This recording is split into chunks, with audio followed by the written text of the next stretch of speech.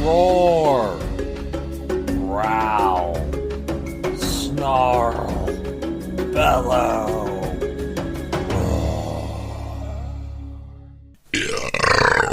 Whoa, nice one. Nice one. That was good. I might leave that in. Welcome to Paleobites, the podcast that makes our listeners dino snore. My name is Matthew Donald, and each week I and a rotating series of guest co-hosts talk about and rate a genus of prehistoric animal, be it dinosaur, mammal, arthropod, and so on. And this week I'm joined by someone who let out one of the best burps I've ever heard in my life. It's Ben O'Regan. How are you? Hi everyone, I'm good, thanks. How are you? I am pretty good. I'm carrying of both my bird and my dad's bird right now because my parents, who I live with because I am a grown man who lives with his parents, I'm owning it. It's because they're old, and I'm taking care of them. It's my loss. It's their, it's my burden. Anyways, I'm taking care of both their birds. I'm not judging. I live at home too. Oh no, most people do. To be fair, especially in this economy. Yeah. Well, ever since 2008, it's not been stigmatized anymore, and the people that do stigmatize it are going to stick up their ass. So screw them. Yeah, exactly. So, and this is not an American, not merely American. Like you said, you live at home, and then someone I know from Sweden who's also, he says all of his friends are still unable to buy homes, and he's about our age. So it's like it's a worldwide problem. Anyways, I'm taking care of 2 birds and a dog, and so I have them down here with me. They might input on occasion. They're dinosaurs. They want to contribute to this dinosaur podcast. So I'm going to try and edit them out as best I can, but I might accidentally leave a few in. So just to forewarning listeners. I'm glad it doesn't. Does it bother you, Lyra? Yeah, she just made noise. Okay, I might have to leave most of this. It's what we're doing. It's what we do. It's listeners of the show would expect nothing less. But let's get straight into it because we're a little bit pressed on time, and I'd like to get 2 episodes done. Yep. We're talking about a pterosaur that we discovered purely on accident. Yeah. I think it was because we were looking up the family dsungaripterid for the dsungaripterids, and because we're doing episodes. And then either you or me saw the image of it with this fantastic Cruella de Vil like white fluffy hood on it. It looks fabulous. It is so fly. I could just see the way this it is thing dressed walking around in with this a kind of an arrogant trot, like you know how some dogs just have a trot to them, like they're loyal. Oh yeah, no, exactly. It's like, I know we're thinking of Cruella de Vil, 101 Dalmatians, but I don't know if you recall, I don't know how long it's been since you've seen 101 Dalmatians, but there's a kind of a visual joke at the very beginning. I'm talking about the cartoon, by the way, not the live action one. There's a visual joke where like they're watching people walking their dogs, and it seems to be that the dogs look a lot like the people walking them, and the way they're like dressed and their demeanor, you know, the way they're holding their noses up, you know, it's always the same regardless of like comes to mind. Yes. Yeah, I can see that. Like this thing is walking like this, and then either it's the dog or it's walking its dog, and the dog is like a poodle or something. So, yeah. I have seen that film, although not in quite a while, but the bits that tend to immediately come to mind are the Cruella de Vil bits, like where she takes that bottle of alcohol, whatever it is, and throws it into the fireplace. And then it I remember goes up that. And you just see her do that scary pose. Yep. And also the part where does her name actually mean cruel devil? Yeah, I mean it's just Cruella de Vil. Yeah. It's just it looks cool. I mean, it sounds cool. She doesn't scare you, no evil thing will. So, it just makes me think of like how Kim Possible and Ron Stoppable sound for Impossible Unstoppable. Well, it's how it's named, you know. It's just, yeah. But it's just the stylistic choice. But yeah, no.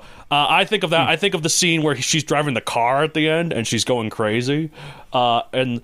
The way they animated that car was very fascinating. Then we'll get to Domeykodactylus. It was rather than just hand drawing it at every angle, they knew since it was a high speed car chase and they have to have a lot of angles. They actually had a model of a toy car of that model and took a bunch of photographs of it and then traced it. So it's kind of like how in more modern cartoons, how you use CGI and or cell shading, but obviously they didn't have that back then.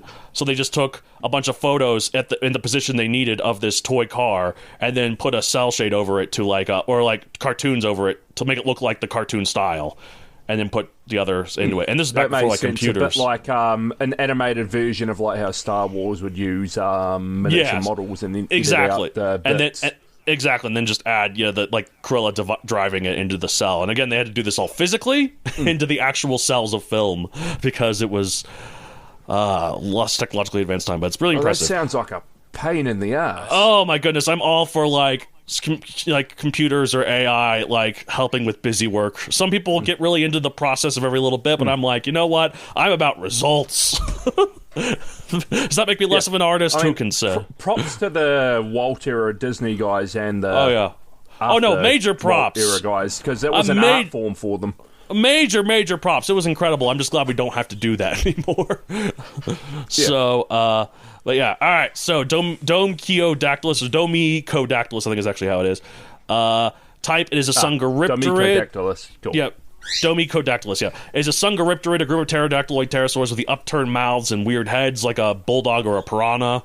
Or like my Aunt Edna, but size 3.3 foot / 1 meter wingspan, so not ridiculously huge like other pterosaurs. 3.3 feet is still big for a bird. Like that's like a crow sized, or maybe not raven sized. But it's not like Pteranodon or Quetzalcoatlus. No, it's big, well-known ones. Yeah, no, it's not like so huge it makes you gouge your eyes out and stab yourself in the heart because you can't deal with seeing such a ridiculously huge thing. It's just like, oh wow, that's a moderately sized flyer. So especially for now, like there's a great blue heron that like sometimes goes into my backyard, and occasionally it flies away and has like a 4 or 5 foot wingspan, which is only a little bit bigger than this, and to me that looks huge. So I don't know. Some of the bigger pterosaurs what we consider big isn't big for back then. Yeah, I know, but it's like some of those pterosaurs are so big, it's really hard to comprehend. Like, it's hard to visualize just how big they are. My God. And it all comes down to the fact that their method of flight allowed them to get a hell of a lot bigger than any avian can. Absolutely. Although some avians can get pretty big, like Argentavis, we could get like a 25 to 30 foot wingspan, I think, or something like that. But that's pushing the limit of it, because what birds rely on is their feathers and their lightweight, whereas pterodactyls had the same hollow bones, or very similar, and hollow bones, leathery skin, wing feather. And then like the way they distributed the blood, so it's very Plus, they get a bigger wing area because hands and feet. Right, exactly. Diet carnivore, time early Cretaceous, 139 to 113 million years ago. What a range. Did it live that long, or could we just not narrow it down any further? No one will ever know, except for paleontologists, I guess. But who's asking them? Not me. Location, Chile. Was described in 2000. Pop culture appearances. Our Paleobites episode on Dsungaripterid, mainly, as we learned about it on there and then started going wild about how fly its feathery neck coat look. This is a fashion-based episode, and God bless us for it. So... Domeyko. It's just like, I look at that picture, and this is definitely gonna be the picture of the main episode. So this is props to like Michael B.H. It's artist restoration of Domeykodactylus based on images of known remains and related genera. That coat, that they cannot have fossilized evidence for it. That was a choice by the artist, and I really respect them for it. Or maybe they do. What if they do? What if they do have evidence for that? I mean, it's not anywhere here on this Wikipedia article, but like... no, but it looks awesome in the image. It looks awesome, and it looks like smug, but in a way that's like it deserves it almost, Like happy it's like, smug. Yeah, it's like, I'm better than you, and we're just like, you know what? Yes, you are. Own it. It could also be sleeping, though. Oh, that's true. Oh, it'd be great to snuggle up in. Yeah, for sure. While you're trying to sleep. Because you know what some birds are like when they sleep? They look like they're smiling and happy. Yeah. I have a cockatiel, and the cockatiel, the way its beak is turned, it always kind of looks like it's smiling to me. Unless it's scared. But she could be plotting your demise. Smiling evilly. She's definitely plotting my girlfriend's demise, though. She hates her. She's so jealous of her. One day you'll come into a room, you'll see a big red button that says erase mankind, and you're like, no, don't do it. That's gonna be you, Lyra. She's now looking at me all. She's calmed down now. Her feathers are all, but she's like all puffy right now, and she's looking at me so happy. She's like, "Yep, that's right. That's what I'm gonna do."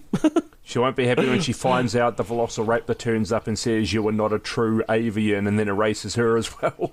Oh no! I turned back on her. The void's staring back. Let's see. So originally, the fossil, when first found, was thought to be pterosaur, which I believe... Have we done Oh, no, you and I haven't. I've actually done that with Laura, and the reason why I did that is because she likes flamingos, and that's the one that we think might have been pink because it ate shellfish like flamingos do, or there's the same sort of shrimp that flamingos do. I remember that because pterosaur is actually one that I wanted to do, but I didn't realize you'd already done it. Oh, whoops. I'm so sorry. Yeah, because usually you and I do the pterosaurs, yeah. Because I quite like pterosaurs, even if I don't know a whole lot about the ones I'm talking about. I apologize, but pterosaur has already been done. Yes, I will keep that in mind. Yeah, usually nowadays, like if there's any pterosaur, I usually do them with you. So I think that was like the one exception. I think it was before you and I started like getting into the pterosaurs. Pterosaurs are a group that I just don't really know too much about, and it's good to learn them through it's just such a fascinating group of creatures. And even though they're not dinosaurs and they're not birds, their closest modern relatives are birds. So, and they all share a common ancestor. Yeah, like they're closer related to birds than they are to crocodiles, because the pterosaur order of archosaurs is closer related to the dinosaur group of archosaurs than both of them are related to the crocodile. So, and given the presence of phytofeathers, I think they're called pinctofeathers or whatever, that's probably similar to what dinosaurs had and became true feathers. Yeah, whatever makes up its fabulous coat here. So, oh man, I think it works as well with this image. The neck coat that looks like a mink fur suit or whatever, combined with the head crest. This is a very fashionable, very fashionable pterosaur. So. It also reminds me of that particular type of bird. I think it might have been a type that's been bred to look that way, but it's like a pigeon or something that has like a big thick coat like that around its neck. Yeah. I wonder if and this is just a hypothesis because we have no evidence for it. And again, I think this feathery neck sort of thing is speculative. But I wonder if it did have something like this, it wouldn't have it all the time, but it would like grow during mating season, and the males would have this, and whoever had the biggest and something the males have. Yeah, the males have the big and fluffy coats, and then the females choose or whatever. Or like that theory. We actually know about a lot of these animals, though, because bones can only tell us so much, and that was one of the whole points of the Jurassic Park novel, was like adding in things that are probably unlikely, but to show that we don't really know anything. Right. For all we know, some of these animals, the way their sexual dimorphism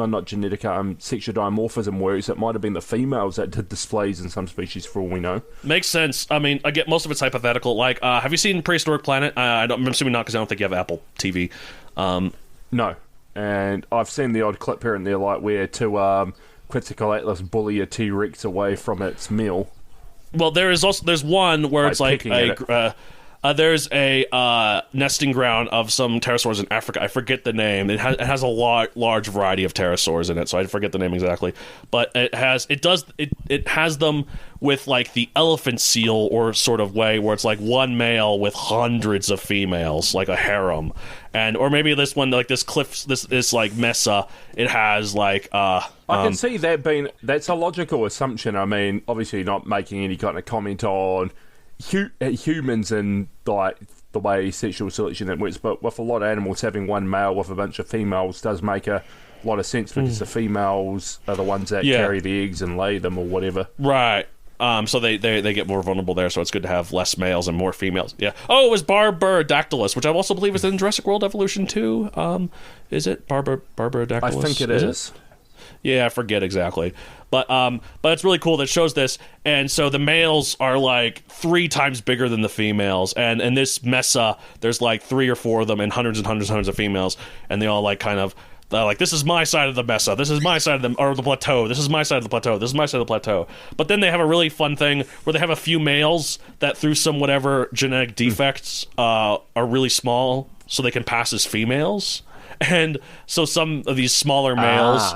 what they do is they're not gay or anything, although one time one of the males mistakes it for another female and tries to mate it, and then the male one kind of tries to mate back just to try to maintain because it wants to hide, it doesn't want, if the other male knows that's also a male, it's going to attack it, so it's like, all right, fine, I'm receptive. So it's kind of funny, but what it does, like a genetic defect that's actually beneficial because it allows a few males to get and pass on their genes. It's like underneath the competition. Right, because what it does, like, it's sneakily, the small males sneakily go to the other females and, like, mate with them behind the male's back, and the male doesn't realize it because it's like, it just thinks that they're just the females among each other rather than there's a sneaky male in there, so, which I think is a cool little detail of like, a speculative sort of thing, so... I think you get something a bit similar with lions, because unlike the common perception, often when you get lion prides, it's actually a couple of brothers that take over a pride, and one of them's dominant, the other's sometimes breeding off them, but occasionally the smaller brother will, in the pack, or pride, will be able to get away with fathering young, because the big male's not going to notice. Right, exactly. That's the thing. It's like all animals take whatever advantages they can get, and sometimes your disadvantages end up being advantages, or sometimes they just end up being disadvantages. But you work with what you got. It even comes down to behaviour, like the common image of, again, using a lion's example, a lion actually is more of a scavenger than a hunter insofar as that it will happily bully hyenas off their meal. Like, it still does a fair bit of hunting, but it's like often the hunters will often do a lot of scavenging, and the so-called scavengers are actually the ones that hunt a lot. Exactly, like... It's like no creature does just one thing, or like and they will not do anything else. It's like the idea that that's why theories like the whole scavenger rex. Yeah, exactly. Stupid. I was going to get to. It's like look, come on, Horner. We like to rag on you the whole show, Mr. Jack Horner. But little Jack Horner, you go sit in the corner and stick your thumb in the pie, whatever it is, though. Like. But there's also the whole, we now know, or now speculate, that a lot of dinosaurs niche petitioned as they grew, which is why there's so little species diversity in some sites. It's because as they grew, they were occupying different ecological roles. Right. So, it's looking like... I think that's how it works, so I don't know a whole lot about it. Yeah, that makes sense. I'm trying to think. So I was looking up to see if I could find what this Domeykodactylus could lived with before we end things, because again we're trying to be a little bit quick, and there's not really much else to talk about other than it's a little pterosaur. It looks very fly. It's very fashionable. But like it based on the another example of the extraordinary pterosaur hotspot that is South America in the mid to late Cretaceous. It's quite unusual. Right, I'm just trying to see its formation. The link doesn't. It doesn't. The page doesn't exist on Wikipedia, so I can't see what other things it lived with. I might have to do further research. Hold on. Oh, good. Oh wait, it does have an article. Wait, no, it doesn't. Santa Ana Formation Tierra del Fuego. I just found another one we can cover. Oh yeah. Oh really? What? Dactylus imperator. Just look at the head crest on that one. Oh, there it is. Oh, wow! Look at that! That's incredible. Yeah, it's just a hell of a head crest. That's incredible. Damn. So how did they balance off these things? I don't know. Maybe, if anything, I feel like that'd be a hazard in the air as it's soaring. It might catch the wind and make it fly one direction more than it does. Fly one direction. I'd rather not get on the plane with those guys. Right. Oh, One Direction. Oh, yeah, of course. Oh, yes. Granted, I don't actually have anything against them. I haven't really listened to any of their music. Yeah, me neither, but I just, it is what it is. It's just not my style of music. My style of music is film scores, because I'm a big old nerd. So yeah. Anyway, okay. All right, guess we should rate this guy. Yeah, let's rate the guy and get the heck out of here. I can't seem to find anything else in the formation. I'm going to beat you to it. 65 million, because he's fabulous. He is very fabulous. I'm also going to rate 65 million. I love that it has nothing to do with the creature itself, or how it eats, or its place in the food chain, or its size. It's just how it looks, and boy, it looks fabulous. You slay, Queen. Awesome art. It's great art, yeah. Oh my goodness, I can't seem to. Why can I not find what other creatures lived here? It's driving me crazy. What else is in this damn formation? We'll never know, and we'll never know because we don't have time. Anyways, that's it for this week. If you want to get a hold of the show, you can contact me at palebytespodcast@gmail.com. You can find me at Palebytes Podcast on... I'm not on Twitter anymore. I have deactivated my Twitter account. I'm on Palebytes Podcast on Blue Sky. So, but I am at Palebytes Podcast on Palebytes Podcast@gmail.com, Palebytes Podcast on Blue Sky, and Palebytes Podcast on Instagram. Or if you want to find me on social media, I'm Methadon64 on Instagram and on Blue Sky. If you want to contact Mr. Ben O'Regan, just send me a message at paleobytespodgmail.com and I'll relay whatever message you have to him. You can identify that you have a question for him. Rate the show on Apple Podcasts. That always helps. I'll read 5-star reviews, and I have a book series on Amazon, Megazoic, available for print and Kindle. If I ever make a Megazoic movie, which I'm getting closer and closer to getting, I'm working on some stuff. I'll show you some after we record. Oh yeah. If I ever do that, I'm putting this somewhere in the movie. I don't know how exactly, but just in the background, and I'm going to make it look as fabulous as this. I'm assuming you mean adapting your current published finalized versions, not the old versions. No, not the old versions, unfortunately. Although I think, like I said, I might do like a little short film that's like the journey to this version, and it has like little scenes from each inversion, so like them on the moon, the clones, and then the fantasy version and stuff. Yeah, the fantasy so yep. And the old Afrozogan. Oh my god. Alright, well that's it for this week. I would say at the end of every episode, and he just runs a store called McLunar. Yeah. Oh, that's right, I forgot his last name was McLunar. Oh god. As we say at the end of every episode of Paleobites, McLunar. Okay, bye.